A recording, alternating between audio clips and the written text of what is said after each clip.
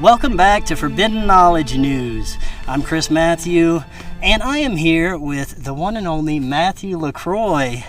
We decided to come out and have a little hiking show at the Table Mesa in, Golden, Colorado? Right outside Golden, yeah. Yes, and it is absolutely beautiful out here. What do you think about it, Matt? You know, this is my first time hiking this, and honestly, I'm incredibly impressed. I'm definitely going to be coming back. Yeah, it's definitely beautiful.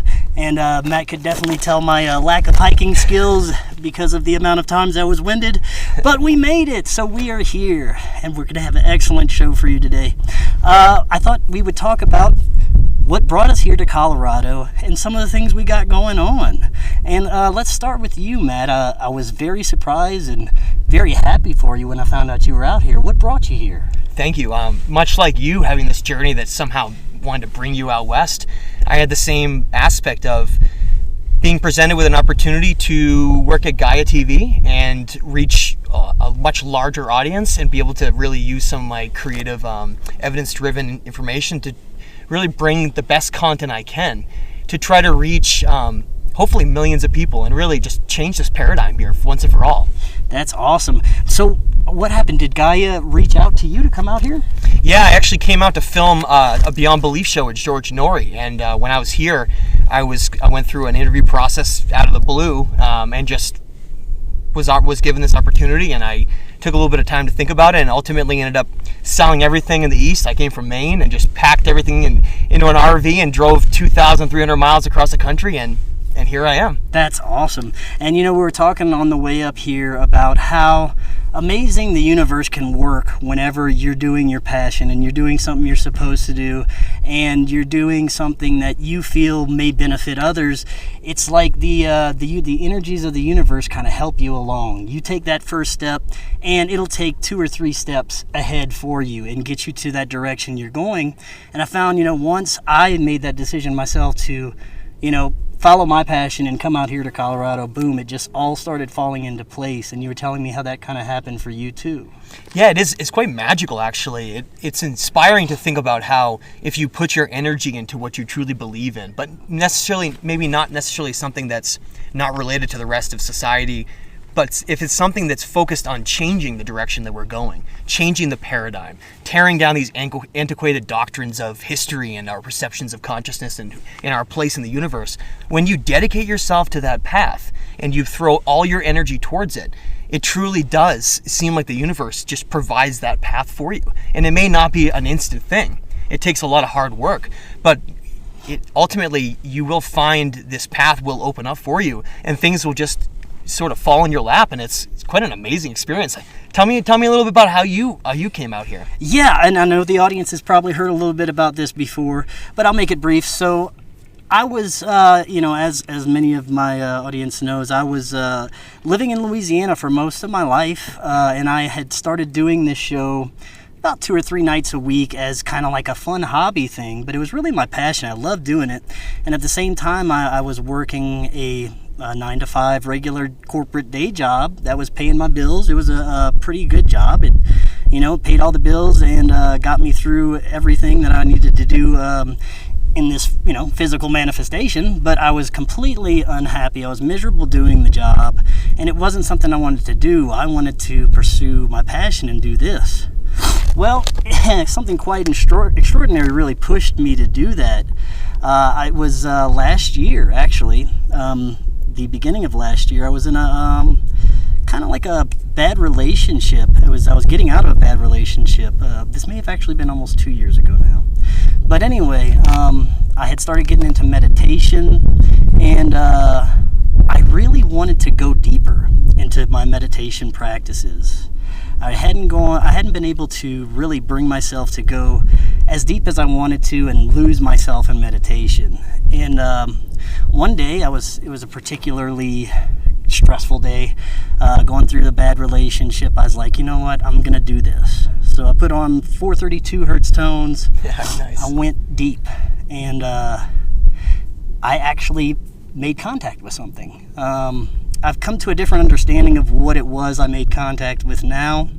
At the time, I thought it was maybe extraterrestrial contact. I had this most profound conversation with this entity. It was psychic communication. instantaneous, and it was all about, the direction I'm going in my life, the profound changes that are going on the planet. It was, the most profound experience I've had in my life. And it changed everything. And this actually happened 3 days in a row where I was able to communicate with this entity. So yeah, this was a very profound experience in my life. And like I said, it was like a 3-day experience where I had to get confirmation. So the next day I went back into deeper meditation, and some of them was telling me to use water this time. So I went in the bathtub, and it was like even more profound and powerful. And I not only had visitation with this one entity, but it was like many entities started communicating and sending me these profound feelings of love. Yeah, so I'm in the bathtub and I'm having this beautiful experience with all these beings, and they're sending me profound feelings of love and information, like cosmic information, mathematics, all this stuff, immediate downloads of all this knowledge that I couldn't possibly, understand or break down. It was coming so fast, but I knew it was not coming from me. It was things that I've never experienced. If it was, I didn't know that I knew this stuff. And after that, the downloads kept coming all day, even though I was not in that meditative state or communicating with these entities anymore. And then the next day, I kind of had my ultimate proof. I was sick that day. I had a very painful stomach problems. I was stuck in bed. I was like in a fetal position. I couldn't even move for like an hour. And I was like, you know what? Let me test something. I started this meditation, and I got back in touch with these entities and asked them if they could help me heal. And the information they gave me, they're like, yeah, but it's going to be you doing it. I was like, huh. So immediately they started, like, this feeling of love came over me, and it was gone. The pain was gone, everything. It was like a major confirmation for me that there's something going on here. I was communicating with something, and the main message to all of this is I need to make myself happy. I need to get on the right path. And that entailed quitting this job, So basically I did. I dropped the job, everything. I took out my life savings, and I came to Colorado. And like everything happened after that. This show before, it wasn't barely making enough to get by. And then after we moved out here, it's like, wow, I can pay my rent now. Then the next month, wow, I can eat too. So all these amazing things started happening, and I attribute that to not only wanting to have that contact experience, but going through with it. And I have a different understanding of what it was that I was communicating with now than I did at the time. What do you think it was? I think it was my higher self and my spirit guides. Yeah, of course. I'm pretty sure. Yeah. The more I learned to understand it, could be extraterrestrials, I don't know, but I'm pretty sure it's more of a spiritual experience. Yeah. That's a beautiful story. I like that. Thank you. Yeah, but that's really, if that wouldn't have happened, I'm not sure I'd be doing, what I'm doing right now. It'd be out here. Yeah. And I actually had something very similar happen to me as well, which what led me to this path. Very similar, actually, to your story. And to be honest, anyone who's watching this right now, I didn't know that story before Chris told me. So it was like, wow, that's incredible. Because several years ago, before I started writing, just dabbling into a lot of these theories and just looking into ancient civilizations a little bit, just dabbling around here or there. One day I was working at a previous job and working at a mapping company, and I was done my work for the day, and I happened to be driving around this area where I was in the east in New Hampshire called the Odysee mountain range, which is actually a giant extinct volcano, which is where we're actually sitting on right now too. Which has a really interesting kind of energy. So I'm driving by, and I had this incredibly profound feeling to hike this peak that I could see above me. There was a peak sticking out that soared above the rest of the area, and it was this massive rock area that looked over the whole valley, and it was called Bald Mountain. And for some reason, I just had this incredibly powerful feeling to go up to that mountain. And so I pulled the car over, I grabbed my water, and I just took off up this steep trail that wound its way up through the hillside, and I got to the top. And it was because it was during the weekend in the afternoon, there was nobody up there. And like you said, I just had this really powerful experience to go meditate. And at that point, I had just started dabbling in meditation. I was really just practicing it every once in a while, maybe every couple weeks or whatever. I was just playing around with my energy and seeing what it was like. And something told me, sit down here and meditate. And just, and that was all the feeling was. And so I said, okay. And I sat down on the mountain and I spent, 5-10 minutes, and I got into that state. And I just remember being in that nice, quiet, higher consciousness state. But then something truly profound happened. And I have honestly never had anything like this, the same kind of way happen again. I've had other things that were profound happen in those types of states of energy, but this was different. It was a different kind of interaction. Almost the same as I'd say what you were talking about.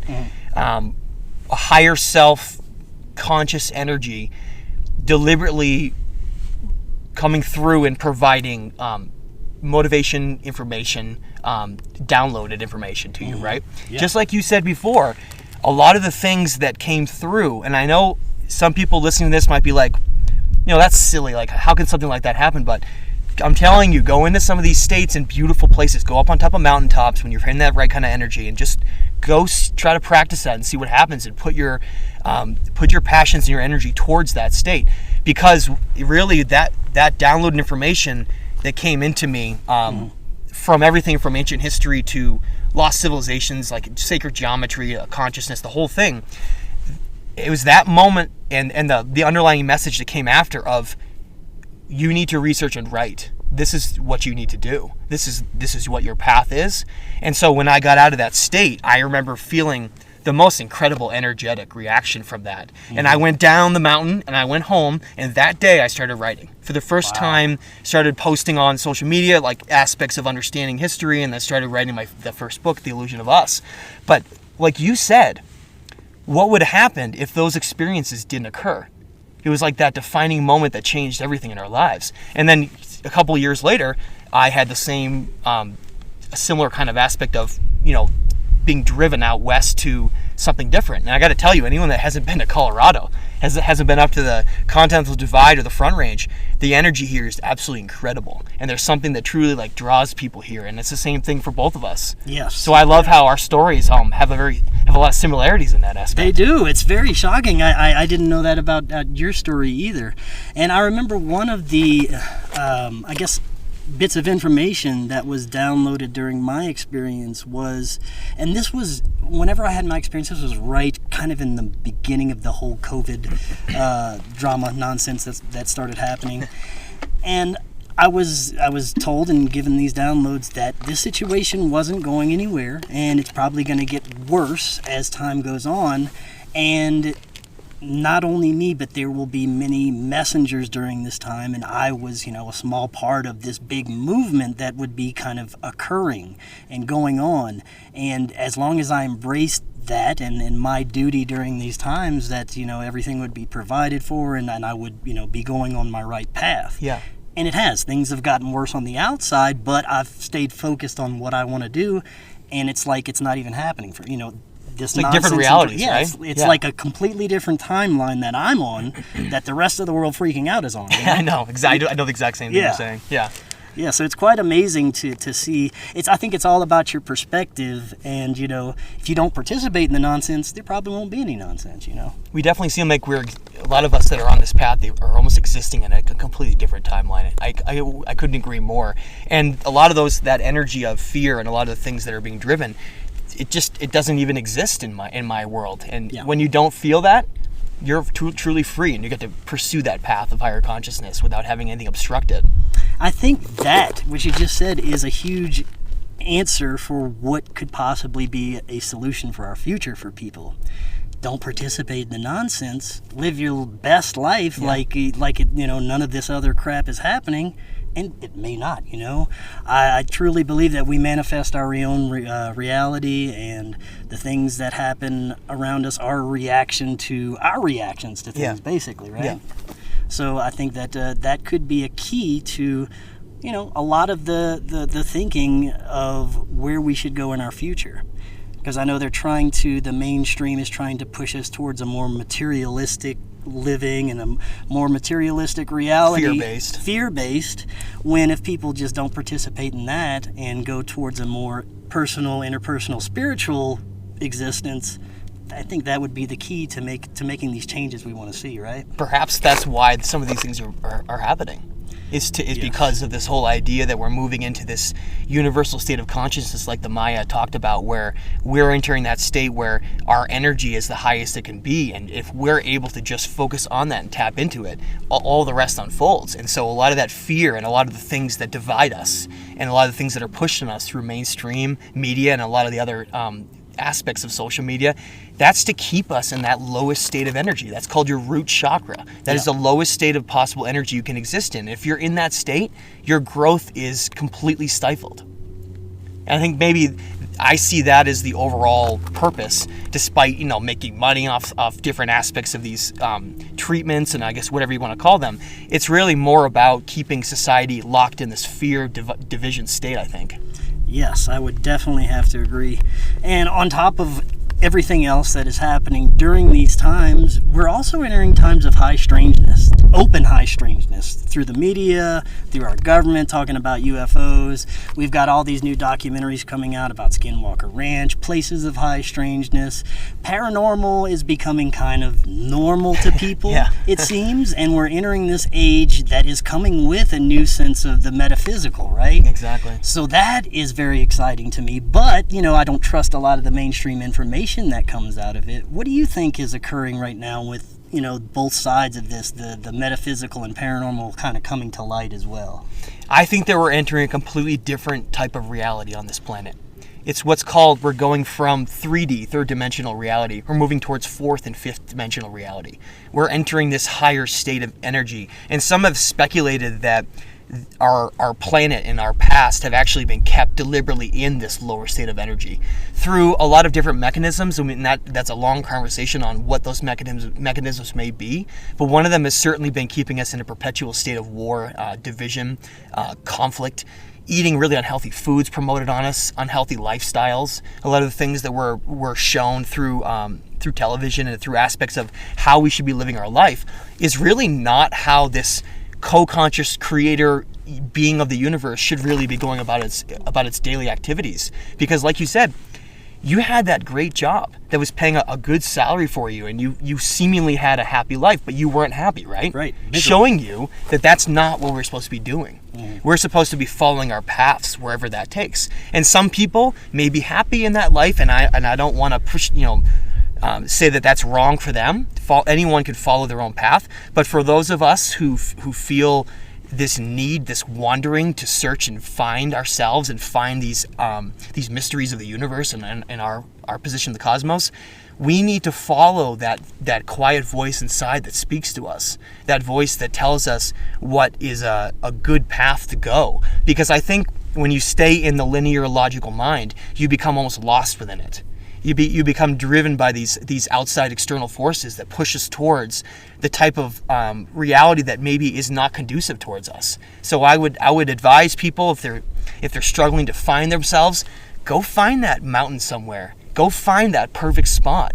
Sit down, connect with the energy of the earth, ground yourself, connect with your higher self, and then just release all your inhibitions, and everything else will flow. It truly is an absolutely beautiful thing to be a part of. Being a co-creator here in this reality on the cusp of great change. We have to recognize the significance of that moment, and we have to understand that we can't wait for that moment to come any other time. This is the time right now, because truly when you look at time in a non-linear fashion, time is not simply a linear line. It's more of a great circle.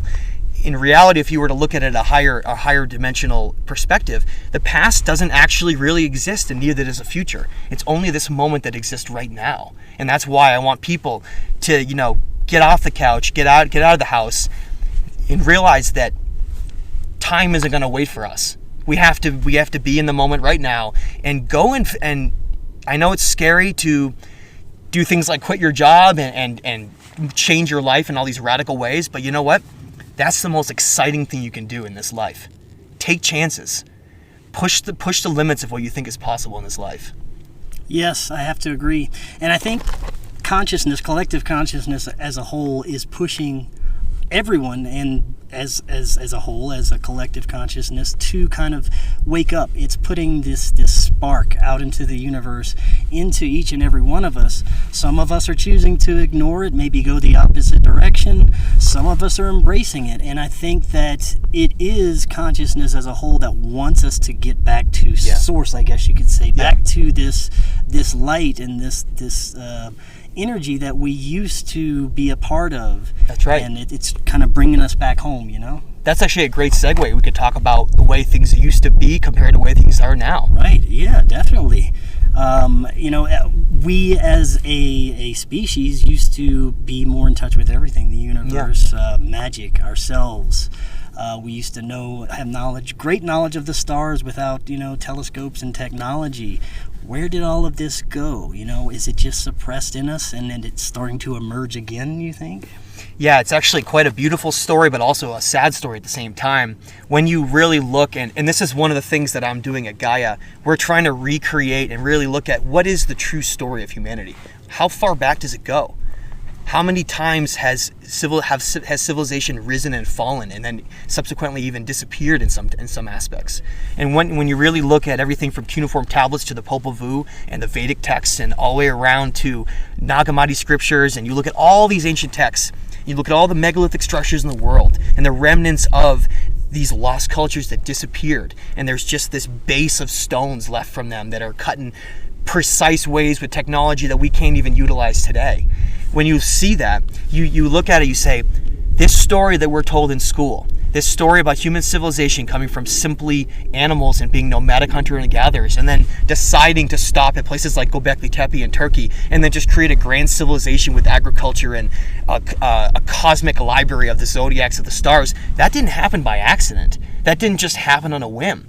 That's because the entire story we're told is wrong. It's incorrect, it's antiquated, and it doesn't make any sense. You can radiocarbon date soil samples from Göbekli Tepe to a lot of other ancient sites of the world, and you find that their dating is over 11,000 years old. But that doesn't make any sense because our entire stories of civilization is supposed to fall into a 6,000-year window. That's more than double, and here's the thing. Göbekli Tepe and that dating is just the very beginning of us understanding how far back this story goes. You look at something like the Uruk list of kings and sages. You look at Berosus' work, the priest known as Berosus who came out of Babylon. You look at the Sumerian king list. You get 3 different hard pieces of evidence sources that talk about this ancient time long ago that even predated things like Göbekli Tepe by thousands of years.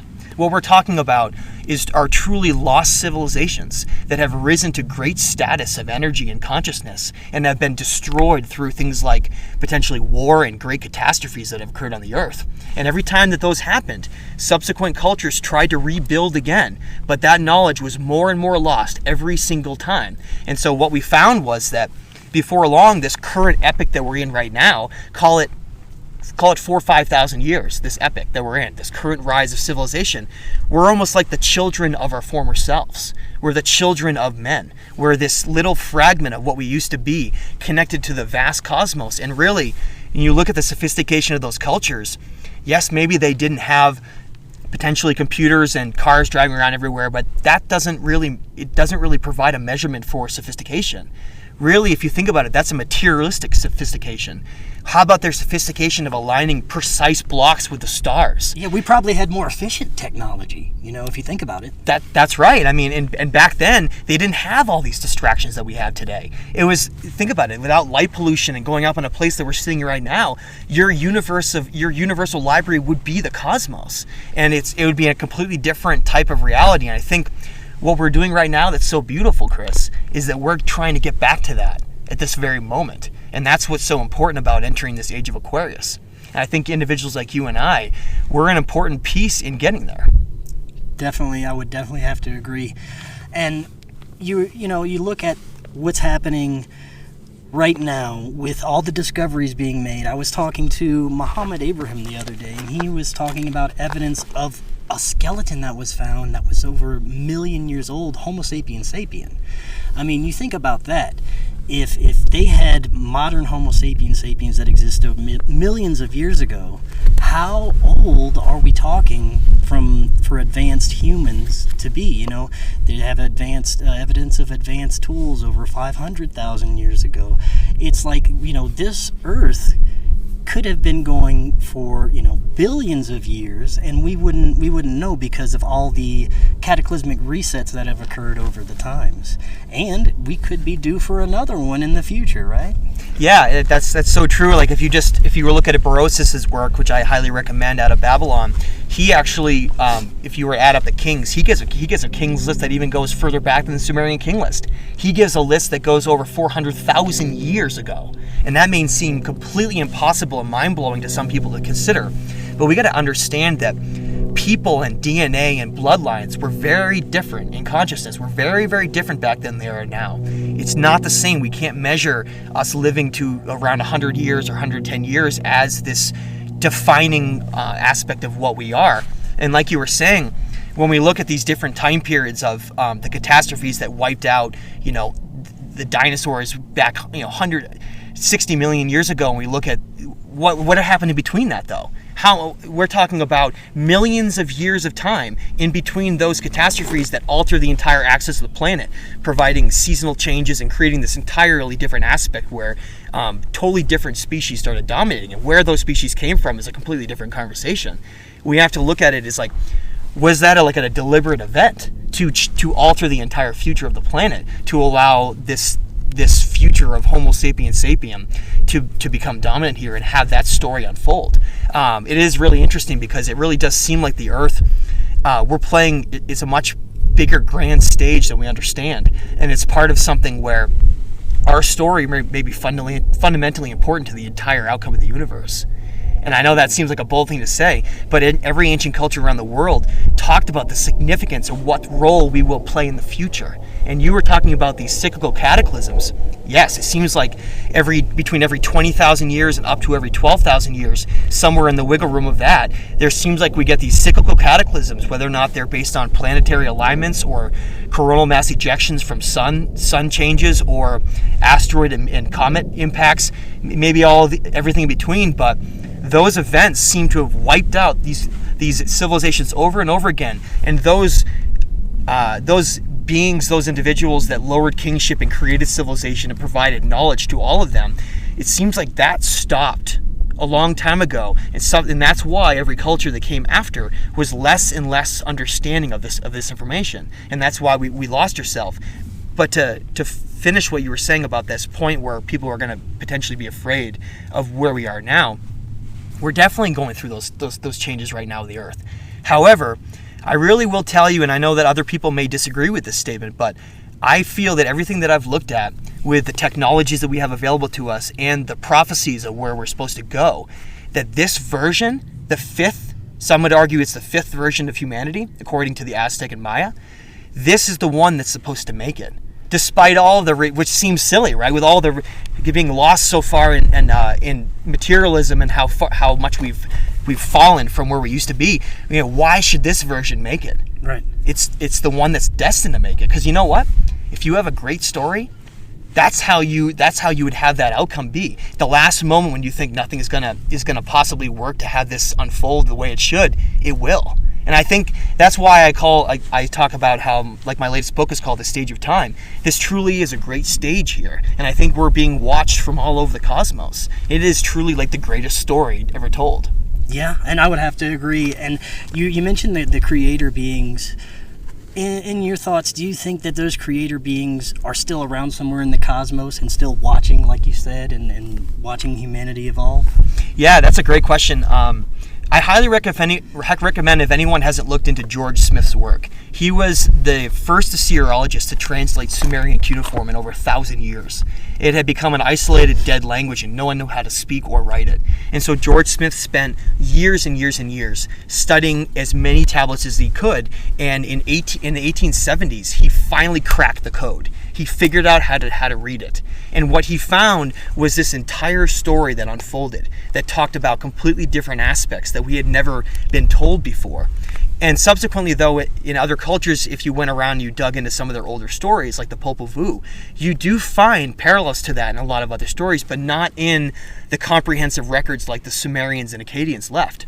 And what they stated was that there were creator beings that came from elsewhere, potentially the Pleiades, Sirius, Orion. We don't fully know. There's only little bits of evidence that are left over from that because of how ancient these are. But they state that they came here and they basically decided to create this new type of civilization in their image, this new being that could embody having consciousness of the cosmos, but being a physical body to experience a physical reality. And that's a challenging thing, because if you think about it, if you're living in this third dimensional reality that we exist in, and you are disconnected from that source of your higher consciousness, it's very easy to get lost here and to forget who you are. So I think a lot of this is about remembering rather than relearning for a lot of individuals. Yeah, that's it, man. That's very well said. I would definitely have to agree with that. That's very profound to think about that, and that we could be basically the same divine spark and the same type of entity that are deciding to just incarnate during these times, right? Exactly, and that's the beauty of it. Is I think that was one of the purposes of why we were created. Because if let's just say you're a being that exists outside of time and space, you can go anywhere you want. You can see everything. What some people might not wrap their head around or understand is, I think one of the greatest burdens to that is boredom of experience. And so therefore, what would be the greatest single experience you could have would be to incarnate into a lower dimensional being like us and to try to navigate through here and seemingly forget everything you know. Yeah. And then hopefully along the way those things start to come back. But that's a beautiful thing because there's so much risk involved. And I want to explain that for a minute. The way that the incarnation works, according to the ancient cultures around the world, especially the Egyptians, is that if you incarnate here into this reality and you're a higher dimensional being, which I think a lot of individuals are not really earthlings as we think they are, okay? Yeah. We could be beings from all over the cosmos. Consciousness is eternal. You think about that, though. If they get into this incarnation cycle of being here as a human, the chances of losing yourself and going down a path of completely forgetting who you are and losing that path is very easy to do. And that's what's so exciting about it, though. That's what's so exciting about those moments of, do you choose to come back here and then literally get stuck in the incarnation cycle until you can figure out a way to get out of it? It's a huge risk, but those risks are worth the rewards, because think about what you can do. Everyone here has the ability to truly become a hero of our reality, to truly become one of those individuals that changes the entire timeline. And that's worth the risk, in my opinion. Yes, very well said. Man, Matt, I am having an awesome time out here with you today. Me too, man. Thanks. This is a great place, this is a great hike, and a great experience. I'd like to, before we close out, I'd love for you to tell us some of the things that you're going to be doing with Gaia and anything else exciting you got going on. Sure. Yeah, so Gaia brought me in for one primary purpose. They wanted me to bring in as much evidence-driven content as I can, and that's what I'm there for. I am here to recreate the timeline of humanity and to try to bring back all the bits and pieces of this puzzle, along with so many other researchers that have done this great work, to try to understand what this story is, to try to understand what role we play. But then on top of that, the most important aspect is to have a platform that has the ability to truly change the world. And you have the same type of thing, Forbidden Knowledge News. We're all these little nodes that are part of a greater source that is trying to change this entire reality here. Because honestly, if some of these individuals weren't here doing this work, where would this story go? We're all playing that roles in that. And I firmly believe that everything that it's about to come is going to really shake things up. So everybody get ready, because the great party of higher consciousness, it's just begun here. We're truly on the precipice of greatness. Yeah, we are. And I was talking to somebody about this the other day. Ever since I was a young child, the only real intuition that I knew I've always had is that I would be living during some times of extreme high strangeness and interesting times. Yeah. And they're coming to fruition right now. So Exactly. I guess that feeling was right, you know. Well, perhaps that's why you're here at this time. Right. Right? Yeah, I think that's why a lot of us are here at this time. Right? This is the great party. This is when it's all the excitement is here. I couldn't think of a better time to be here right now. I'm so excited, Chris. Yeah. The more I think about it, the more I feel the same way. And Matt, thanks for coming out today. This was fantastic. Let's do it again, man. Yeah. Absolutely. I love it. All right, man. Thank you. Thank you.